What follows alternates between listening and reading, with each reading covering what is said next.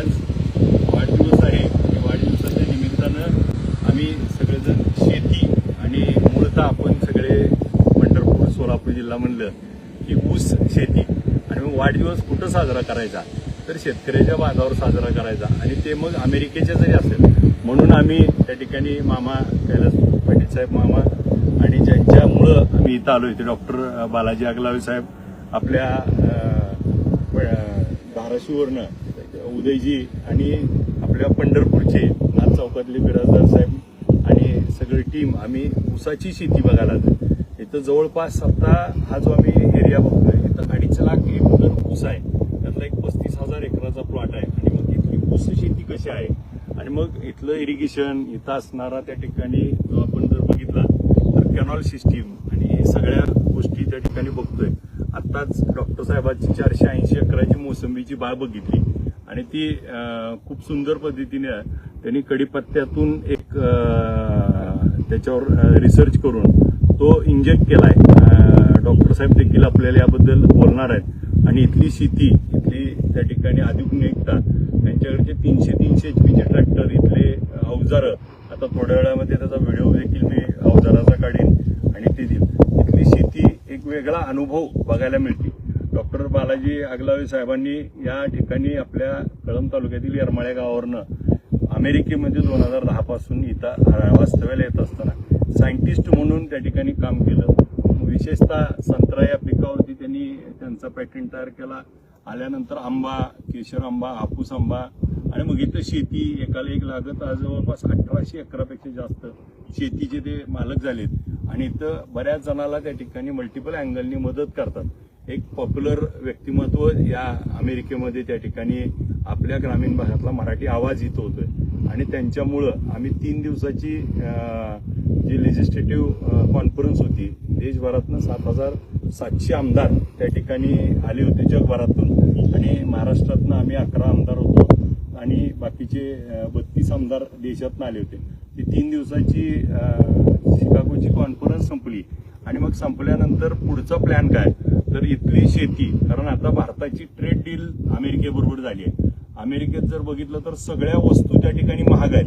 इथं पाण्याची बॉटल देखील $3 300 रुपयाला आहे आणि इथली मका मात्र 400 रुपये क्विंटल 800 रुपये क्विंटल किंवा इथली पिकं शेतीमाल त्या ठिकाणी स्वस्त आहेत.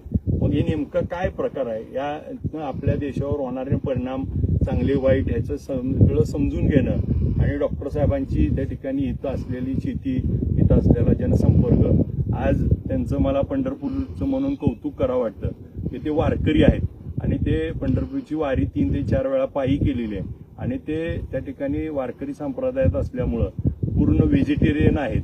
त्यांनी अजून स्प्राईट आणि थम्सअपची चव बघितली नाही आणि मग मराठी माणूस त्या ठिकाणी स्वतः समुद्रापलीकडे राहून सुद्धा आज आपल्याला सांगितलं जातं की टेबलला बसल्यावर मैत्री चांगली होती परंतु निर्व्यसनी राहून देखील प्रगती करता येते.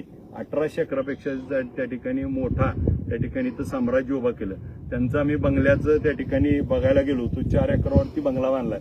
11,000 स्क्वेअर फूटचा बंगला त्या ठिकाणी बांधलाय आणि खूप वेगळ्या पद्धतीनं एक मराठी माणूस पुढे जातोय. मला त्यांच्याशी बोलायला आवडेल. डॉक्टर साहेब आपल्या इथल्या शेतीबद्दलच आपण थोडी जरा माहिती द्यावी. नमस्कार. पहिल्यांदा मी कैलास पाटील साहेब आमच्या म्हणजे मतदारसंघाचे आमदार आणि अभिषेक पाटील साहेब त्यांच्या दोघांचं मनापासून अमेरिकेत स्वागत करतो आणि मला त्यांचं विशेष हे आवडलं की ज्यावेळेस आमचं चालू होतं किंवा त्यांना अमेरिकेत यायचं आहे तर त्या दोघांनी पण एकच गोष्ट सांगितली की आम्हाला शेती बघायची. आम्हाला कोणतं एखादं टुरिस्ट ठिकाण वगैरे बघायचं नाही, आम्हाला तिथे आम्हाला शेती बघायचं. सो शेतीचं थोडं आम्हाला नॉलेज द्या जेणेकरून ते नॉलेज ते आपल्या मतदारसंघात जाऊन शेतकऱ्यापर्यंत पोहोचतील.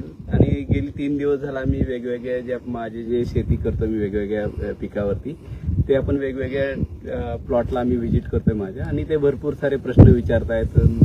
कैलास पाटील साहेब अभिजित पाटील साहेब ते स्टुडंटसारखे नोट्स वगैरे पण घेत आहेत जेणेकरून ते पुढे जाऊन ते मेसेज पास करतील. इथल्या अमेरिकेतल्या भारताच्या शेतीमध्ये मेन जो आपल्यामध्ये फरक आहे की अमेरिकेत जी शेती, भारतातली जी शेती आहे, एकरे जी आहे, होल्डिंग जे आहे आपलं ते कमी आहे शेतकऱ्यांचं. अमेरिकेत कसं आहे की प्रत्येक शेतकऱ्याचं मोठं मोठं एकरेज आहे. म्हणजे अमेरिकेत तुम्हाला 20,000 एकरचा शेतकरी मिळेल, 10,000 एकरचा शेतकरी मिळेल. म्हणजे कमीत कमी क्षेत्र असलेला शेतकरी म्हणजे 100-200 एकरवालाच असतो इथे. तर तो मोठा फरक आहे. भारतामध्ये आधुनिकीकरण तेवढं नाही, त्याचं एक कारण डेफिनेटली आपल्याकडे होल्डिंग कमी आहे. पण अमेरिकेत होल्डिंग आधुनिकीकरण जास्त आहे. का तर याच्यामध्ये क्षेत्र भरपूर आहे आणि भरपूर क्षेत्र असल्यामुळे आम्ही भरपूर मेकॅनायझेशन टूल्स इथं आम्ही वापरू शकतो. तशा पद्धतीनं शेती केली जाते. आम्ही आताच ऑरेंजचं एकरेज पाहिलं जिथे, किंवा ज्यूस ऑरेंजेस, प्रोसेसिंग ऑरेंजेस आपण ज्याला म्हणतो ते पाहिलं. आणि नवीन आता आम्ही 2 दिवस झाले डिस्कस करत आहे किंवा भारतामध्ये आपण असे कोणते पिकं आपण इंट्रोड्यूस करू शकतो जे की भारतात सध्या नाहीये, पण ज्या पिकाला आंतरराष्ट्रीय बाजारामध्ये डिमांड आहे. अशी काही पिकाची पण आम्ही चर्चा केली. आणि आता मी फ्लोरिडामध्ये राहतो, तर फ्लोरिडाचं वेदर कंडिशन बघितलं आणि आपल्या महाराष्ट्राचं वेदर कंडिशन बघितलं, जवळपास 95% वातावरणामध्ये सिमिलरता आहे. म्हणजे सेम वेदर कंडिशन आहे महाराष्ट्राची पण आणि फ्लोरिडाची पण. म्हणून फ्लोरिडामध्ये ज्या गोष्टी उगवल्या जाऊ शकतात, घेतल्या जाऊ शकतात पिकाबाबतीत, त्या सगळ्या गोष्टी आपण महाराष्ट्रात देखील घेऊ शकतो. त्या विषयावर आम्ही भरपूर सारं डिस्कशन करत आहोत, व्यवस्थित प्लॅन बनवत आहोत. आणि खरोखरच मला दोघांचं, यंग आमदार आहेत, आपलं नवीन तरुण व्यक्तिमत्व आहे दोन्ही पण. आणि विशेष म्हणजे दोघांना पण आपल्या मतदारसंघातल्या शेतकऱ्याविषयी जी ओढ वाटते हे त्यांना 3 दिवसापासून जाणवते. मी प्रयत्न करत आहे, जे काही मला थोडंफार जे काही नॉलेज आहे, काही एक्सपिरियन्स आहे, ते मी त्यांच्याबरोबर शेअर करत आहे. आणि बघू पुढे काय करता येऊ शकतं आपल्या लोकांसाठी. आपण डॉक्टर साहेबांना विनंती केली आहे की आपल्या विठ्ठल सहकारी साखर कारखान्यावर असलेल्या कृषी महाविद्यालयाला मान्यता मिळेल आणि त्या कृषी महाविद्यालयामध्ये यांच्या कंपनीबरोबर आपण एक जॉईंट व्हेंचरमध्ये अग्रीमेंट करतोय. आणि ज्या माध्यमातून ह्या अमेरिकेत असलेल्या शेतीचा, ज्ञानाचा त्या ठिकाणी आपल्या कृषी महाविद्यालयातून आपल्या भागातल्या शेतकऱ्याला त्याचा फायदा होईल. आज इथला त्यांचा आंबा जर बघितला तर तो एक केशरचा आंबा 700 रुपयाला त्या ठिकाणी विकतात.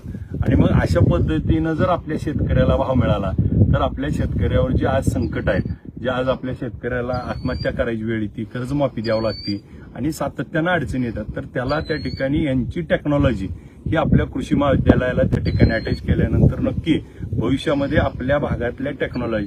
आणि मी या माध्यमातून डॉक्टर साहेबांनी एक आव्हान देखील केलंय की आपल्या भागातले जे विद्यार्थी आहेत, ज्यांना शेती कृषीमधलं त्या ठिकाणी आवड आहे, त्यांचं इंग्लिश चांगलं आहे आणि अशांना त्या ठिकाणी इथं ते त्यांच्या कंपनीत जॉब देखील देऊ शकतात.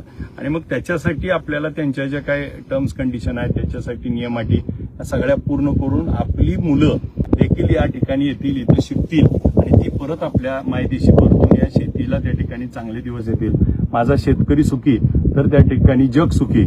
आज त्या ठिकाणी वाढदिवस आहे आणि वाढदिवस कुठं साजरा करायचा तर शेतकऱ्याचा पोरगा म्हणून शेताच्या बांधावरती जाऊन, मग अमेरिकेच्या शेतीवर असेल आणि विशेषतः ऊसाच्या शेताच्या बांधावर जाऊन ऊसाच्या फडातून त्या ठिकाणी आपल्याशी बोला येतोय.